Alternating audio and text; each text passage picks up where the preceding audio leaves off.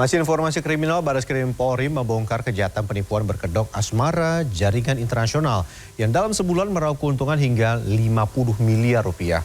Penipuan berkedok seleksi CPNS atau ASN di sejumlah kementerian kembali terjadi di Jawa Timur. Ada ratusan korban yang telah menyetorkan uang kepada pelaku dengan total miliaran rupiah.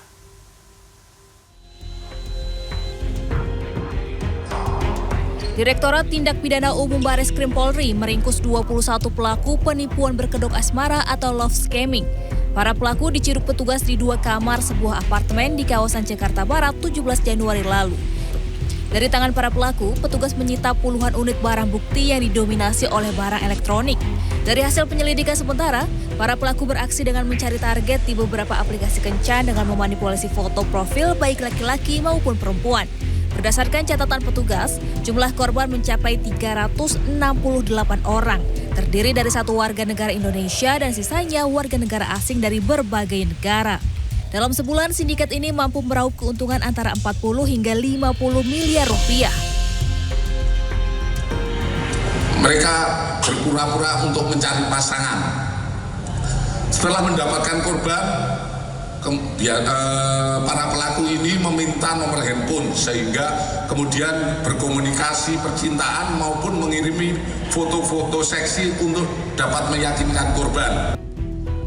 Hasil pendalaman sementara, 3 orang ditetapkan sebagai tersangka, yakni 2 warga negara asing asal Tiongkok dan 1 warga negara Indonesia. Para tersangka dijerat pasal berlapis dan terancam hukuman selama 6 tahun penjara.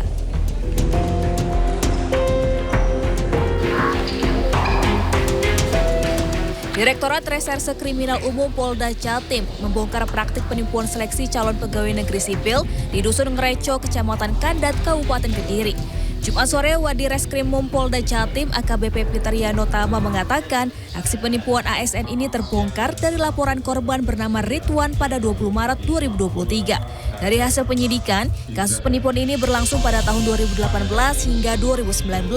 Para pelaku mengiming-imingi korban bisa menjadi ASN di Kementerian Hukum dan HAM serta Kementerian Agama dengan syarat membayar sejumlah uang. Tak hanya itu, untuk meyakinkan para korban, pelaku juga mengaku memiliki kenalan orang dalam di Badan Kepegawaian Negara. Dari aksi penipuan ini, total ada sebanyak 103 orang yang menjadi korban dengan nilai kerugian sebesar 7,4 miliar rupiah. Selanjutnya dilakukan penyidikan sampai dengan penetapan tersangka sehingga kita tetapkan 4 orang tersangka ya atas nama YH, kemudian tersangka atas nama FS, tersangka atas nama M, dan tersangka atas nama N. Dari kasus ini, polisi menjerat keempat tersangka dengan pasal tentang penipuan dengan ancaman hukuman 4 tahun penjara. Tim Liputan CNN Indonesia.